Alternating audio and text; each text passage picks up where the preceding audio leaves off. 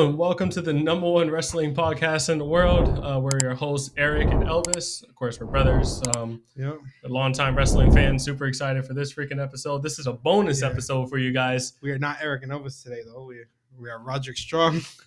Next Strong, Roderick Strong. 2014 Bray Wyatt. Adam! Rest in peace. But yeah. Adam! Oh my God.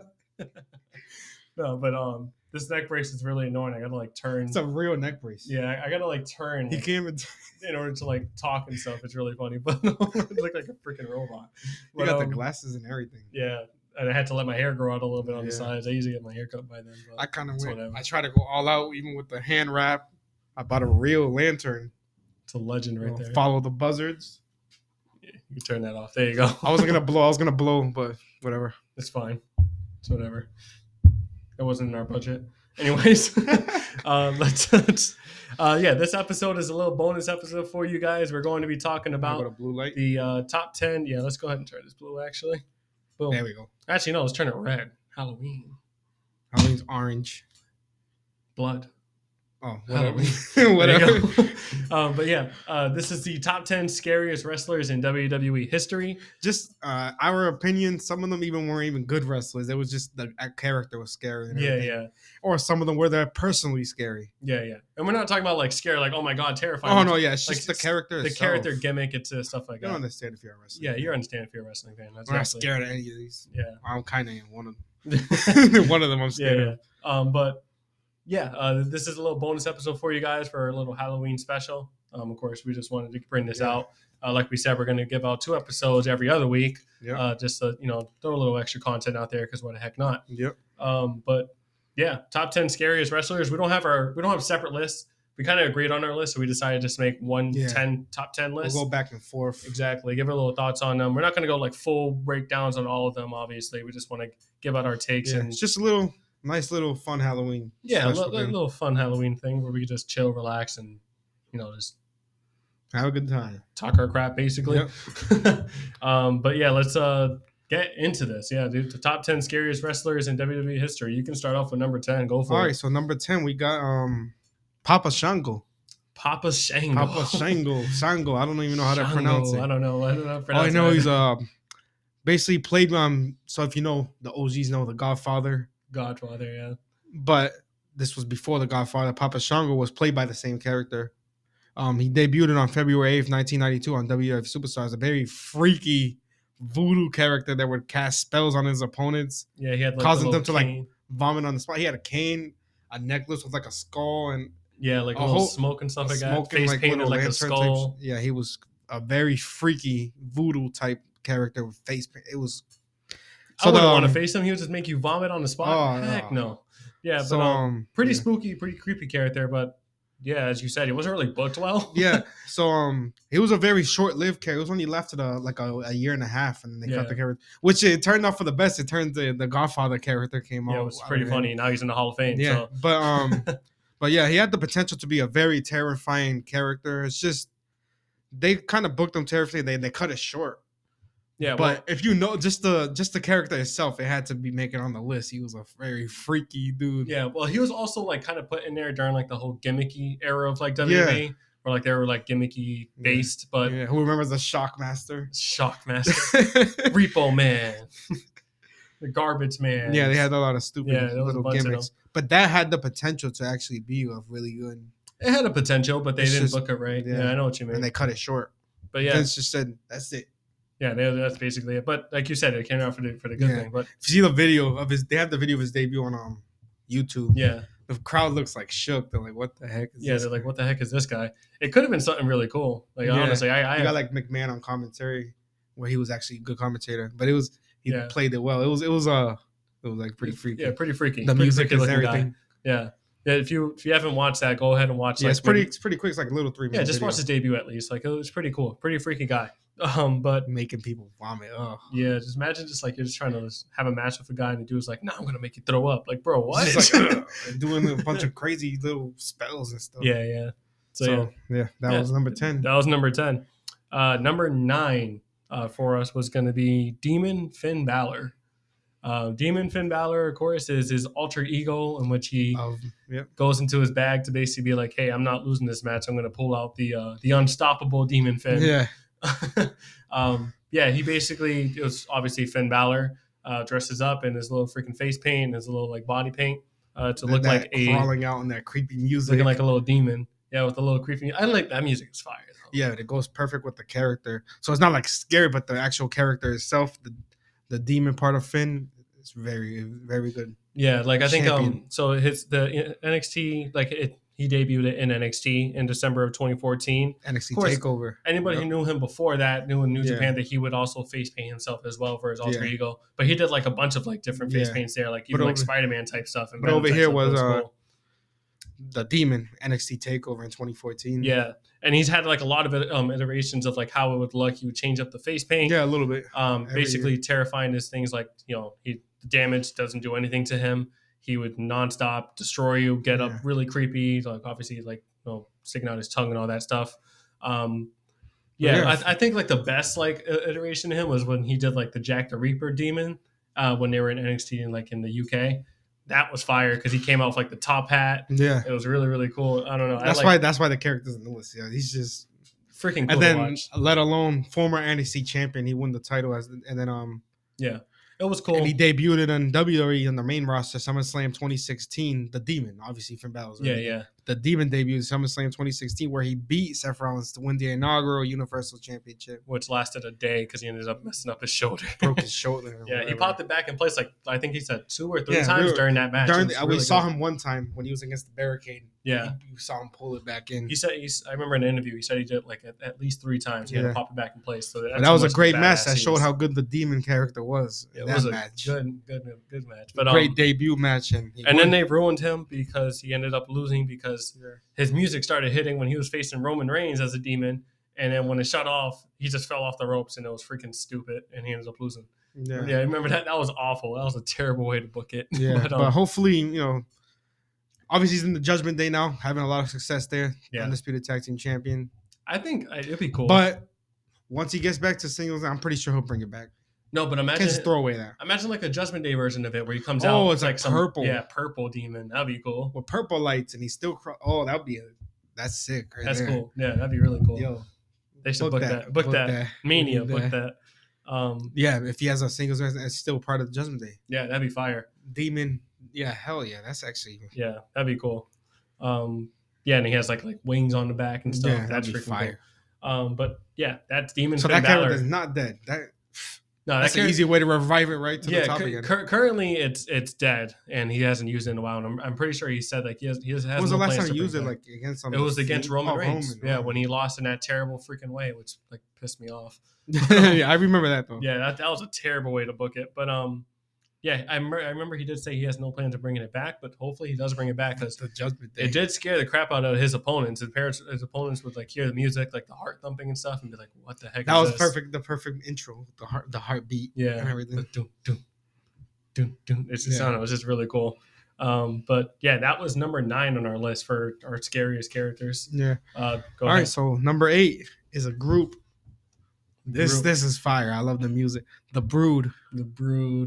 Freaking Brood. Freaking amazing. First of all, obviously the group consisted of Edge, Christian, and their leader Gangrel. And the group officially formed on Raw of October 26, 1998, where they won their first match together on October 1st against the Oddities. But obviously everybody knows that they were basically portrayed a group of like vampires. Yeah. It was a group of vampires, and they would like basically come up from the freaking bottom of the they rise from the top in a circle ring of fire. Yeah, with like that blood, creepy music, a cup of blood, the red lights. Yeah, Gangrel, when they get to the ring, Gangrel would drink and then spit that blood in the air, which looked like real blood. This is like the coolest. I don't know if you ever seen Gangrel's debut. It was just by himself, but it was with the same music. His character, the dude he was facing was like freaked out and scared because he saw the blood on it. It's just funny. I seen the video. It's really funny. But it's literally possibly the coolest freaking entrance ever. Like it's crazy. Like whenever the heck they bring those special appearances, like obviously Edge brought it out a couple of times when he was in WWE, like recently, where he would bring out and he would come out. Gangrel gave him permission. Yeah, gave him permission to use it because Gangrel's theme, he's copyright. He has his music. Yeah, that's his stuff. Obviously the blood and the fire and all that stuff. So the group, it was also short lived, but they were also very successful. They split on July 11th, 1990, when Gangrel turned on Edge.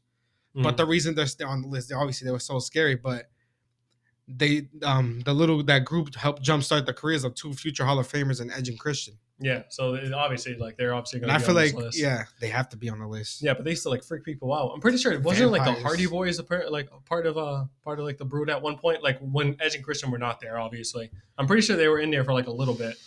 That was so long ago, I don't even remember. I'm pretty sure they were in there for just like a little bit, if I'm not mistaken. But yeah, the Brood was just freaking terrifying. The whole blood, music, I love the music. Goes along with the Ring of Fire entrance. It's so cool. Yeah. I don't know why, but it kind of like whenever the heck I see like the Brood, I just think of like Blade. Oh yeah, I don't know why. It's just really. But it was with that blood, that freaking mug of blood that he would. You just like laugh afterwards. Yeah, and he had fangs. He actually like a surgery to like cut his teeth when they have fangs now. Yeah, your boy was committed. So that's you can tell it was Edge and Christian had it was. Yeah, your boy was committed to that role. And he played it extremely well. That was throughout his whole career, even in the Indies, like he went to Indies. Yeah. And he's still the same character. Yeah, that was number 8. Yeah, number 7. So number 7, let's just get into it now. Number 7 is the Boogeyman. If you don't know who the heck the Boogeyman is, you did not watch 2000s wrestling. You didn't play SmackDown versus Raw. Oh, 2005, 2006, 2007. Yeah, 2008. Keep going. But yeah, the Boogeyman, of course. It was months before he debuted. Was like months of scary video promos, which led to his actual WWE debut on October 14th of 2005. He used to scare the crap out of both of us as a kid. Yo, because I was only 5 years old when he debuted. But that's we've been watching wrestling so young. Yeah, no, he terrified the crap out of me. Like the dude would just come out doing like his little voodoo shakes. He had like the little smoke, like Papa Shango with that damn shake. But he had a smoke thing too. His face paint kind of reminding of like Darth Maul. It was just like red, black, and just fire and gold. Yeah, with that scary music and then that freaking huge clock. Yeah, glass like alarm clock type thing. Smacking on his head, slamming on his head, and a bunch. It was like a bomb, like a fire. Yeah, like firework. His entrance was fire with all the red smoke and everything. Yeah, he's just crawling to the ring. The reason why his opponents were scared of him so much was because this guy used to freaking take worms, eat them, and then spit them into the mouth of like his opponents. And honestly, if you agree to that, like you are day one homie with this guy. Sickle. No, but you gotta pay me a lot of money. They must have got paid a lot of money for that. Yeah, he would like freak out everybody. I remember like he had like a whole thing where he was freaking out like Booker T, and Booker T was like terrified of him. That's why like some of his biggest feuds were like his first big feud was JBL, but then Booker T was the big one where his biggest win also was beating Booker T and Queen Charlotte. It was a handicap match at WrestleMania 22, and then throwing worms. But it was months before of them. It was always funny in the back scaring them. He would scare other wrestlers. He would scare all different types of wrestlers. Remember, they would just find them in the back, like behind the door or something. It was terrifying. Yeah, but I remember because like the months building up to like that match, like Queen Charlotte would be in the ring and Booker T would be in the ring. Boogeyman would come out of nowhere and Booker T would just leave Queen Charlotte and just like run away. It was, during that WrestleMania 22 match, I thought he won. He put worms in her mouth. Oh, that was disgusting. It was gross, but he had a pretty successful year. Then he had a 2-year stint on WWE's version of ECW, which was terrible. That was a terrible. Then he was released for his contract, I believe, like around 2009. Yeah. Quick little fact about the Boogeyman. He made a quick little return in Royal Rumble a couple years later, but like he makes like special legend appearances every now and then. But quick little fact about him: he actually lied about his age in order to get onto Tough Enough, because I think there was like an age limit, and he was 40 years old at the time, and he lied and said he was 30. So when it was so slow, and he was also like he looked so young. Like, the boy looked so young, so like he just passed off as a 30-year-old, but he was actually 40. It's kind of like what the hell is that UFC fighter? Well, he's not in UFC anymore, but he's in Yoel Romero. Romero, he's like 47, and this dude looks like a jacked superhuman. He looks like he's like in 30. Bellator. Yeah, crazy. Fighter. Just fought for the title. Unfortunately, he lost, but it was a good match. Yeah, great match. He's 47. Boy, the beast. They say he's on some Cuban supplements because he didn't start fighting until like he was almost 40. Maybe the Boogeyman was. He was a wrestler. He looked super freaking young. He was on the Cuban supplements. Those worms make you look young. No, but that was disgusting. I remember watching them as a kid. Oh my god. Yeah, I guess from there we can go ahead and move on to the number 6. Okay, so number 6. Number 6. So Sting. A lot of people are like, oh, maybe he's too high. This is Like it wasn't like scary. This is, but he's still got to be on the list. It was creepy though. But he's obviously probably one of the best wrestlers on the whole entire list. Oh, for sure. He's way better than freaking Boogie and all these other guys. He's a legend, Hall of Famer. But yeah. So basically, yeah, Sting. He made his WCW debut at Starrcade in 1987 this is before he had like the Crow Sting as a top babyface, where he had legendary matches with Ric Flair and many others. But the Crow Sting, which is what he's known was for, probably like in the list, what he's actually known for. Yeah. Debuted on October 1996. The idea was like actually pitched by Kevin Nash. Yeah, he gets a lot of credit for it. Yeah, as he was like basically part of a storyline, I guess, but it was also like time for Sting to change up his persona to extend his success, which obviously turned him to a freaking absolute legend, Hall of Famer. Well, I can talk about like the whole storyline of why he changed. So basically, Sting, obviously was Surfer Sting prior to this, and then NWO came out and was like basically terrorizing WCW. Yeah. So as he said, his look is pulled directly from the movie The Crow, which was Brandon Lee's character, R.I.P. Yep. Of course, he ended up dying on that set. Ago. But yeah, Sting became this character in response to WCW being invaded by the NWO. It was a War Games match. There was a bunch of like lead up to this prior to this War Games match, which was like NWO created a fake Sting to like attack Lex Luger, and Lex Luger and a bunch of WCW stars thinking it was actually Sting, even though he was telling them it's not true, and like they kind of like kicked him out basically. It led to a War Games match at WCW Fall Brawl, where Sting appeared as the last member of Team WCW and beat the living crap out of NWO and fake Sting. But he literally beat the crap out of all of them. But then he left the ring. He basically told Lex Luger, like, "Do you believe me now?" And then he left. The next night, he came out saying like, he felt disrespected. Nobody freaking believed him, and he's tired of like doing everything for them. So he said that, "Oh, you're not going to see me for a while, and I'm going to come when you least expect it." A month later, the dude appears with the freaking mask, with the crow face paint, and looking completely badass, like dripped down in all black with freaking raincoat and all that stuff. Paint. And he would hang out on the rafters of the arena. Yeah, so he dude didn't speak a single word for over a year during this whole stare down, and basically people were like questioning his loyalty to either NWO or WCW, because he would basically interfere in like the WCW matches to see if they were going to attack him, basically testing their loyalty without actually saying anything. Yep. Of course, at one point, people thought that he joined NWO, but eventually he ended up attacking NWO, like beating the crap out of all of them with a bat, with like crazy, freaking loud cheers and stuff. Yeah, that was when WCW was on top. Yeah, like he probably is like one of the huge reasons why WCW was on top for all those years. And obviously once he attacked, he was a major part of WCW during the Monday Night Wars, winning, and he was also winning multiple world championships. Exactly. But yeah, he ended up starting on that years-long rivalry with WCW, where he would trade. Well, WCW. Oh yeah, NWO. Sorry. Yeah. And he would just basically trade titles with like Hollywood Hulk Hogan, have fire matches against like Diamond Dallas Page and Kevin Nash, and obviously everybody on there. Yeah, basically all of them. Basically, fire gimmick though, where he was just like the terrifying part about him was dude didn't say a single freaking word. He would just be up in the freaking rafters.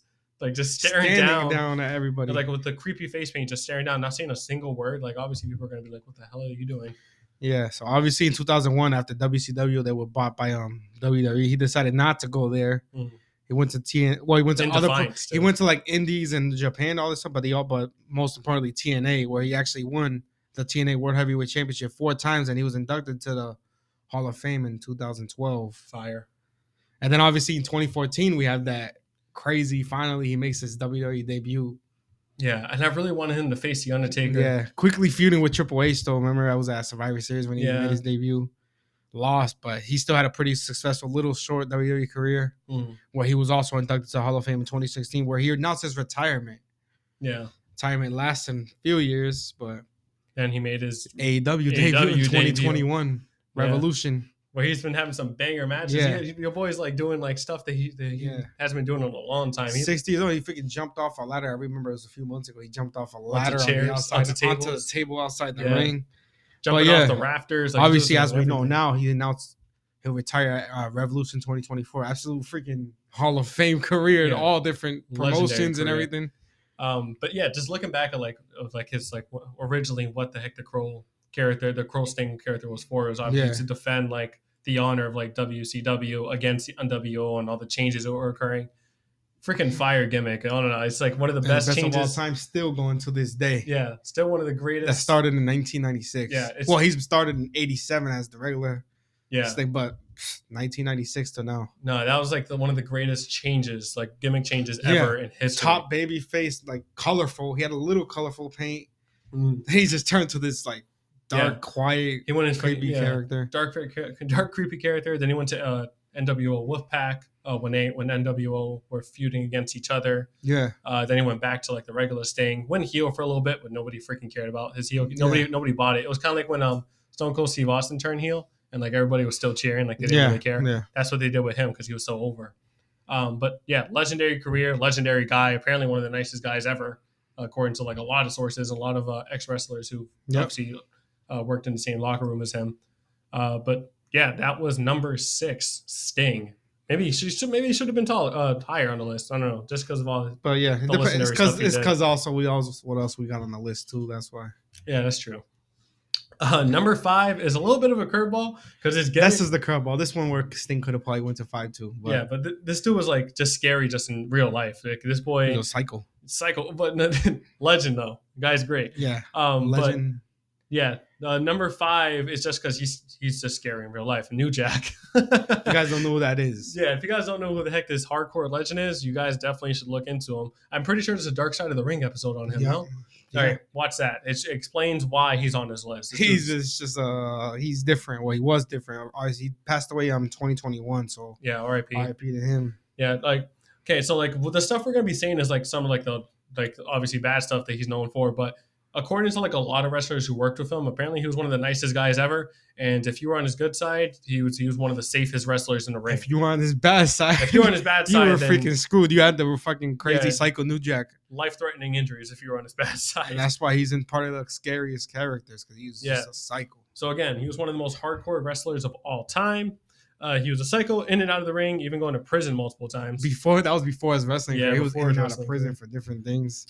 His most successful run was in ECW from 1995 to 2001. He was like involved in like a bunch of tag teams and stuff like that. Feuded with hardcore legends. I think like the tag team names were like the Gangsters or something like that. Yeah, the Gangsters. Yeah. But he feuded with like a bunch of legends. Dudley Boys, Mike Awesome. If you remember Mike Awesome, is he passed away? I think so. I believe passed away. Yeah. Mike that's a throwback. He has some fire matches. Throwback right there, Mike Awesome. But yeah, after ECW, he wrestled in indie promotions. Most notable was XPW for 11 years. Extreme Pro Wrestling, that's what they're called. If you ever seen that, like a freaking death match, that was probably XPW. But this is a story like I wanted to tell on here. Like, go for it. So first of all, he was feuding with this dude, Vic Grimes. They had like this. They were like on a scaffold, 40 feet in the air. Mm-hmm. And they were supposed to do this thing where they both jump off or they throw each other. But the dude apparently was like afraid. Mm-hmm. So New Jack had to throw him off. Forced him off, yeah. Forced him off, but he dragged him with him.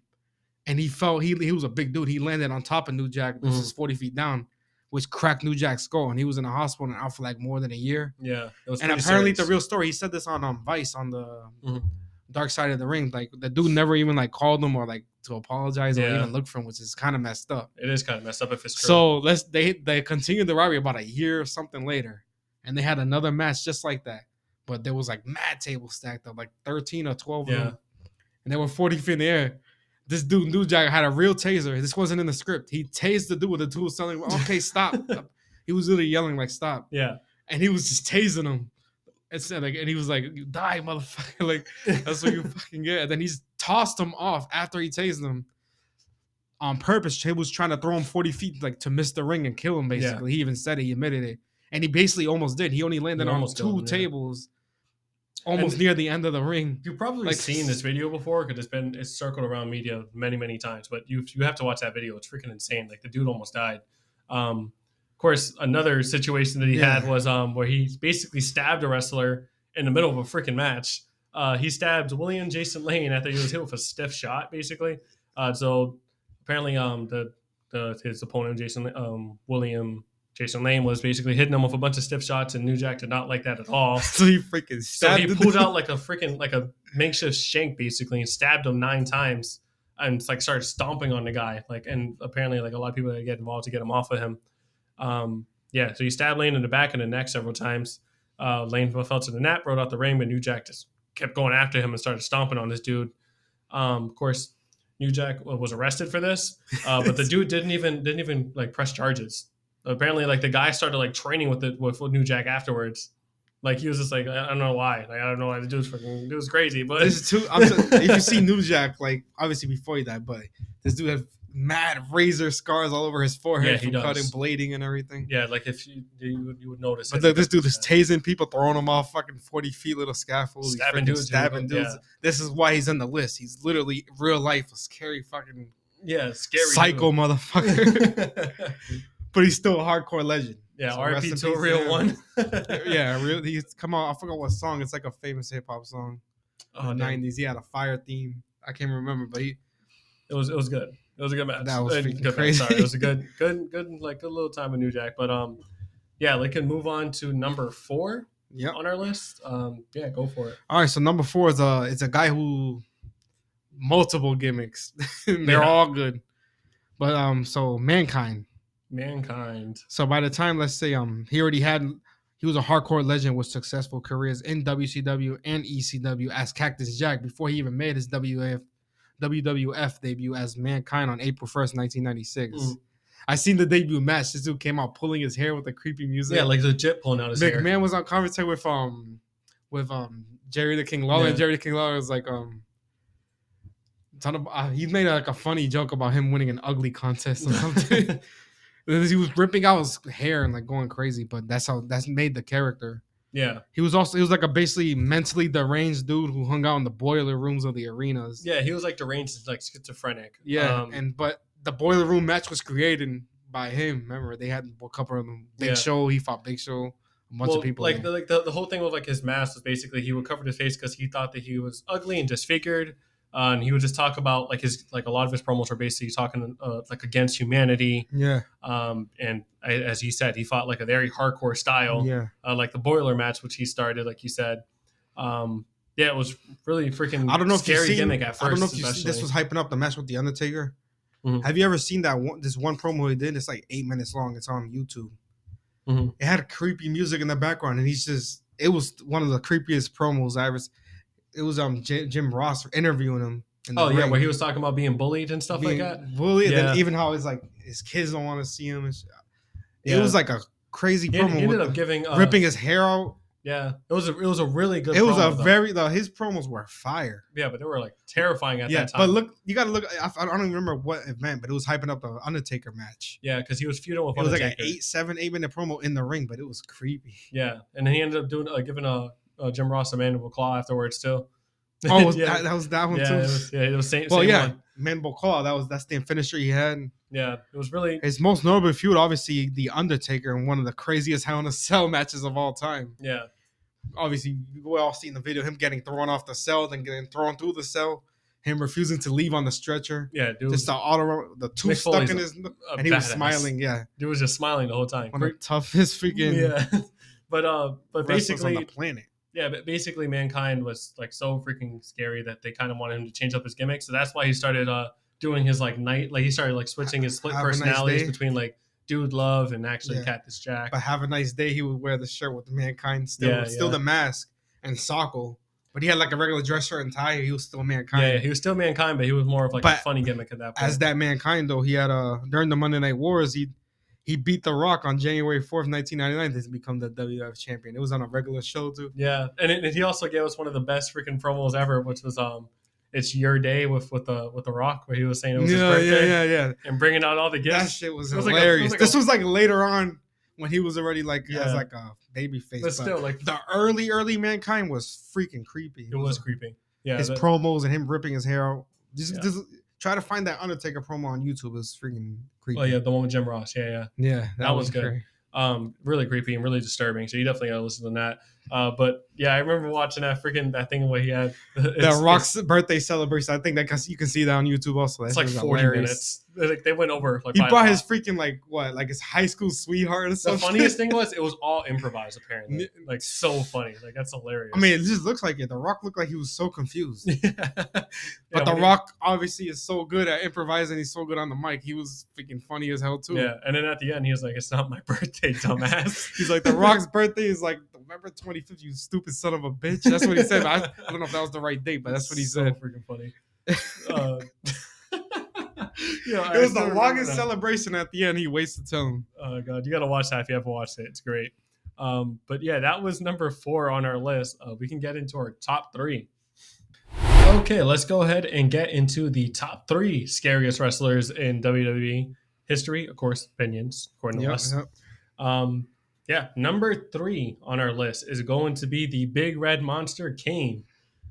Kane was freaking very terrifying to me as a child. 7 foot giant. I legit remember going to an event and Kane came out, fire like being raised, and I literally started crying. Like I was a child. You was not young. I was really young. I was probably like 4. I wasn't there. I was only a baby. Yeah, I was probably like 4. Like I remember my dad taking me to this event, and Kane came out because it was just out of nowhere. Like I legit remember. Well, his entrance was out of nowhere. It was like explosion of fire, and him walking out, and I was like, oh, what?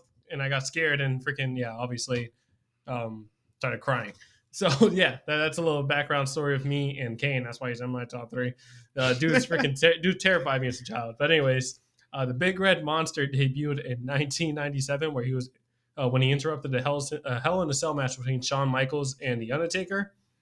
He broke the door off the hinges and attacked his storyline half brother Undertaker, which quickly started a feud between the two, which led to Undertaker beating them at WrestleMania 14. They also had a separate feud years later. I remember that when Undertaker apparently he was dead and he returned. Yeah, another WrestleMania match. But of course he debuted with Paul Bearer. He came with Paul Bearer. And with it was fire. Of course, this just elevated him directly to the freaking top of the card. Of course, he had the mask, which was really creepy to me as a kid. Of course, all the fire, them saying that he was from hell. Well, he had a successful 24 years in WWE from 1997 to 2021. He won multiple world titles. Remember, he won ECW World Championship. Yeah. Then he beat Chavo Guerrero at WrestleMania in 7 seconds. It was like 7. He chokeslammed him and pinned him. That was hilarious. That was really funny. His best years were from like 1997 to 2004, where he was like psychotic mass monster destroying everybody. Yeah. Even when he first unmasked, like the first year or two, he was still a scary. Because they had great storylines. I remember. I still wish he never unmasked. Yeah, but still, like, kind of made him like because he still had good storylines after. I remember later on he had a storyline with like Lita and stuff. Remember? Oh my god, that was terrible. That was a terrible. I don't even want to talk about. No, but when he was first unmasked, I don't know if you remember. Eric Bischoff was like the manager, and he was like feuding with him. Yeah, he came out of like a police car, and he was chained up, and he came with the police brought him to the ring to Eric Bischoff. He still had like the towel on his head. Yeah. I don't know if you ever seen that entrance. There's like a video. It's called like Kane's best entrance. That shit was. Oh, I need to watch that. That was fire. He had the best entrance music during that time. Remember the entrance music? No, his original one. Not the original one. It was like the second one. Oh, I know what you're talking about. It was like the with the chorus in the background. Yeah, that's fire. It was during that one. That was like when he first unmasked. He had the entrance music. Yeah, that music was fire. Well, he was still masked with the entrance music, and then he unmasked. He still had it. That was during that time. That's why I put the 2004. That's probably like his best, but he still had. He still had world title matches. After him, he won. Remember, he won Money in the Bank. Yeah, no, it was good. And he cashed in the same night against like Rey Mysterio. Remember that? Yeah, I remember that. No, Kane, that was years later. Kane had an extremely successful 24 years. Reign. But yeah, as we said, his scariest was when he was the OG original Kane. And then like the second when they had the second mask, he was still fire. Yeah, it was still pretty cool. That was the best years of Kane. Yeah, they were great. He still had obviously successful, even unmasked. Until he became corporate Kane. I hated corporate Kane so bad. Shout out the mayor of Knoxville, Tennessee now. So shout out to him. Mr. Kane now. Yeah, he's the mayor. But yeah, one of the goats of wrestling, of course. He's Hall of Famer for sure. Yeah, and possibly one of my favorite wrestlers. Oh yeah, I've always liked Kane. I mean, I had figures. Oh, Kane. We had all the action figures of all these guys. Kane was great.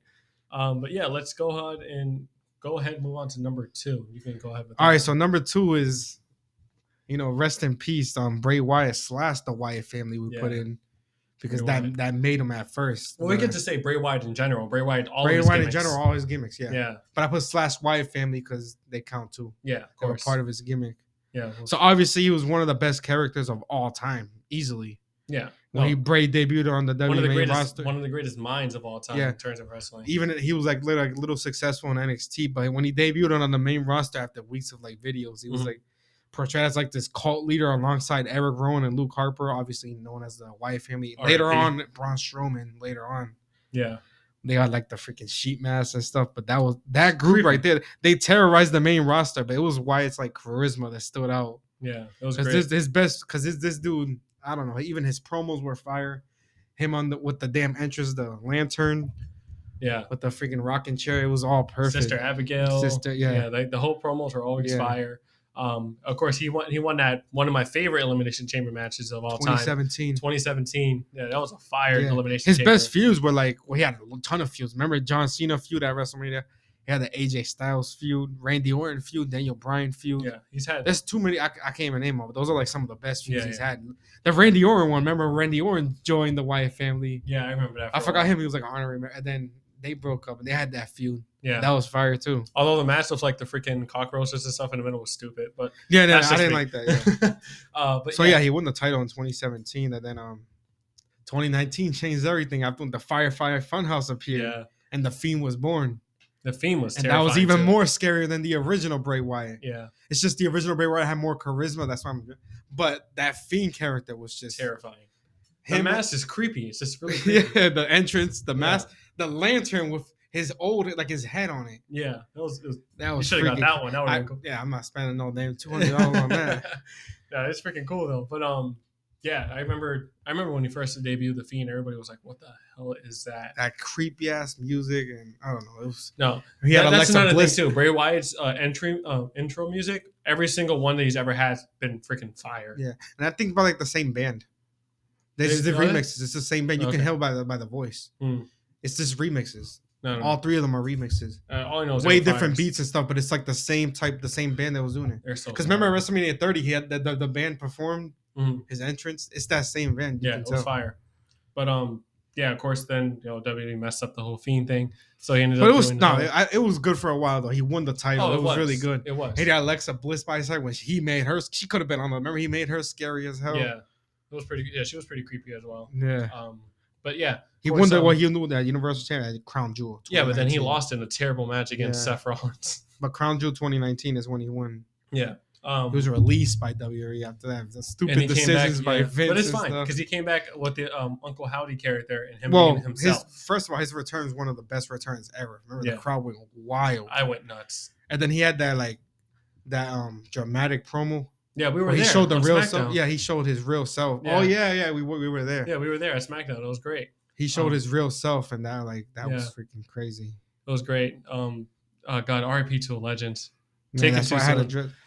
His last feud obviously was LA Knight and they had like the debut of Uncle Howdy, like you just said, and that was his last win of his career. LA Knight Royal Rumble of this year.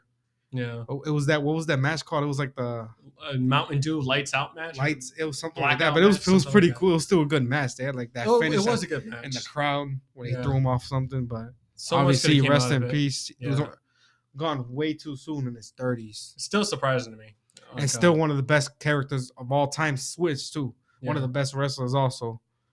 So I think he gets inducted to Hall of Fame along with the Wyatt family in a separate thing. Yeah, for sure. Because obviously they made him too. They helped made him. They were all like really good friends in real life too. I remember when they had like the celebration, you saw like Eric Rowan was crying. Obviously Luke Harper, RIP to him too. Brody Lee. Yeah. But Eric Rowan was there with Braun Strowman. They were like crying on the stage, but still obviously really sad. But yeah, one of the goats of wrestling. And that's why he's number 2 though. Dude also and just the scary character. Yeah, the cult leader was freaking like a psycho creepy, and then the Fiend. Yeah, R.I.P. man. Still surprising as hell to us, but of course, we just got to keep moving forward. Yeah, we're never gonna lose his legacy. That's why we got that. I'm dressing up as him all this. I'll probably be the Fiend next year. Who knows? Yeah, we'll see. We'll definitely do another one of these next year. Yeah. Of course, number 1 on the list. If you haven't guessed, it's freaking obvious. The Undertaker. Come on now. The GOAT. The GOAT of wrestling. A lot of people, they say John Cena, but Undertaker No, was so Undertaker, longer. the GOAT. His career is so much longer, and Yeah. it spanned from different eras. Yeah, so the Undertaker, Hall of Fame career of over 30 years from 1990 to 2020. In WWE, like remember, he was also like in other like wasn't he there for a Yeah. brief stint, but he wasn't Really the brief, Undertaker. really it was brief. like 7-time world champion is widely considered, as we said, one of the greatest of all times. He debuted alongside Freaky Paul Bearer in the 1990 Survivor Series as a mysterious partner of Ted DiBiase. Yeah, look at his entrance, like the debut with Ted DiBiase had that promo. It was like a Survivor Series match, but it was still pretty cool. Because when the crowd was like crazy and like the commentators were going wild. Moore didn't say a word. He was just like get knocked down. It was iconic Undertaker. And he eliminated. It was like an elimination type match where they pinned. He eliminated like 4 people. Yeah, he was going off.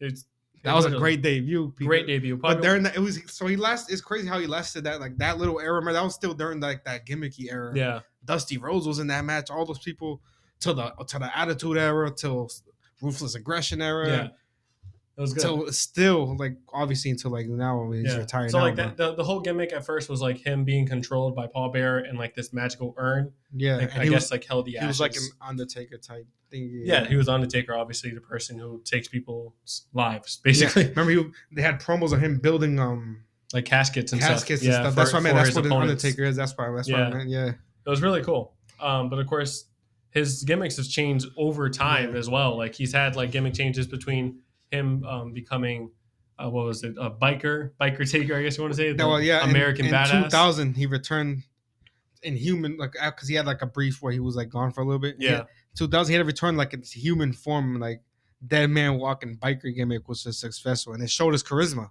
Yeah. He can switch characters and he still get. Undertaker's just a GOAT. He's a legend.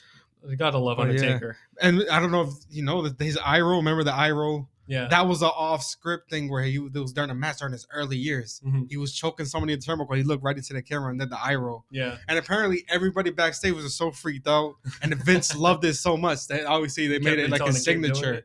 Yeah. So this dude was like this off-script. He's so good. Yeah, your boy used to control like lightning and the lights and the thing. Yeah, remember that really he had like those crazy feud where Randy Orton where he returned in the casket. Yeah, and it blew up with the lightning and he came out. Yeah. That was freaking ridiculous. Well, like his iconic entrance as well. Like it took him 45 minutes to get to the ring, but all his WrestleMania entrance was so fire. It was still fire. It was like worth watching. Yes. But yeah, I remember watching him live so many times too with his entrance. It was so freaking fire when we were kids. But yeah, he actually made his return back to the infamous, famous like Undertaker gimmick back in 2004. Took it to another level. Yeah, he did. That's when it changed it. That's when he started doing all the lightning and stuff like that. Yeah, and he had, like obviously that's like he also like the title, like won like the world titles around that time as well. Yeah. But of course, the Undertaker carried basically WrestleMania on his back for a while when he had for freaking so many years, 21 straight victories. I think he probably didn't he miss like in the early years. I think he like missed 1 or 2 of them. Yeah, but still injuries or something. 21 straight victories. He was 21-0, and then they made the worst decision ever by making him lose to Brock Lesnar. I don't know if it was the worst. You had to have somebody lose it. And during that time, Brock Lesnar was destroying everybody. They built up Brock Lesnar for he lasted like 7 years straight of winning titles and stuff. Like still, I'm on. Obviously, during the time, I was probably mad, but when you look back, it's like Brock Lesnar. I still love Brock Lesnar. He's one of the best. No, I still love. And Brock he has Lesnar somebody too. to beat him. Brock during that time, he was destroying people. Fresh off at UFC. Of course. So it was Yeah, and then he had like 2 of like the greatest. Well, he has more than 2. He's had some of the greatest WrestleMania matches of all time. Just the ones against Shawn Michaels itself. Oh my god, those are 2 of the greatest WrestleMania matches on time, back to back, 25 and 26. Fire. Yeah, I remember WrestleMania 25 is possibly my favorite WWE match of all time. We were young. I remember we watched that right in our living room. Yeah, when we lived in Boston, we were just like shook. We were like, "Oh, we've watched whole pay-per-view. We watched all of them. Yeah, we watched every single WrestleMania." I just remember I had the memory as a kid and seeing those 2 matches back to back in the years. That match, WrestleMania 25, was what made me like fall in love with wrestling like 100%. Yeah, even like only watching like my dad and uncle, like they know wrestling, but they're not like big fans. They watched it with us, and they were like those on their matches feet. Were freaking crazy. Yeah, they were on their feet. And of course, unfortunately, WrestleMania 26 led to Shawn Michaels retiring. Yeah, he ended Shawn Michaels, which is it's a legendary thing to do. You mean the last match or something, Yeah. just like how Shawn Michaels ended Ric Flair. But then he had the fire matches against Triple H at WrestleMania 27, 28. Those two were back to back also. Yeah, exactly. Those were fire. But he had so many matches. The fire matches with Randy Orton, and that was like during the time he came back as the Undertaker again, like the early 2000s. When Randy Orton was the legend killer. That was one of my favorite Randy Ortons.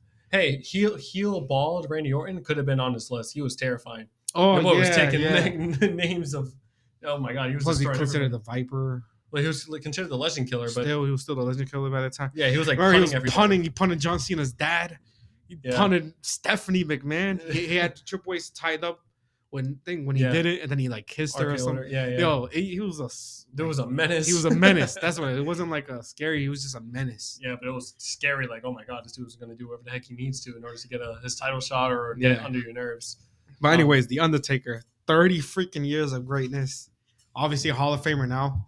One of the GOATs, if not the GOAT. This guy is just probably the GOAT. If you carry WrestleMania for over 20 years, I think you gotta be considered the damn GOAT. I don't know. He wasn't even the main. A lot of times, like he was like he was also the locker lead. Remember, everybody said it from way back then. Even when he first started, he quickly became the locker room lead. Everybody looked up to him. Everybody respected him. Nobody wanted to fight him or get involved. He's a big 6'10" dude, but his biker gimmick.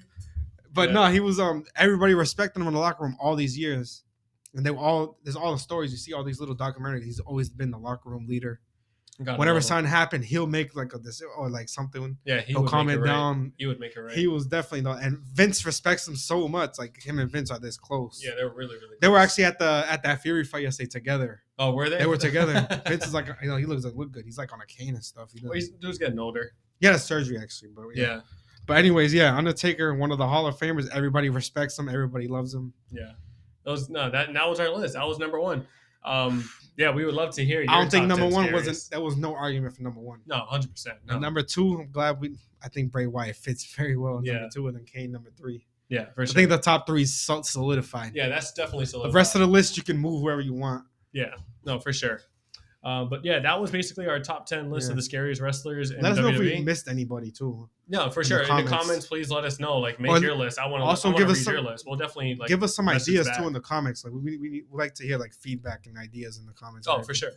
Yeah, no, for sure. But please, like, you can put your list in the comments. I'll definitely like reply to them because I love replying. I read comments. Yeah, definitely read them. Appreciate everything. Of course, this was just a little bonus episode for you guys. Second episode, two episodes this week. Thank you so much. We really appreciate it. We'll be back next week with, of course, a review of, I guess, Crown Jewel too. We'll have the Crown Jewel review. We'll see you then. Have a good one. Peace.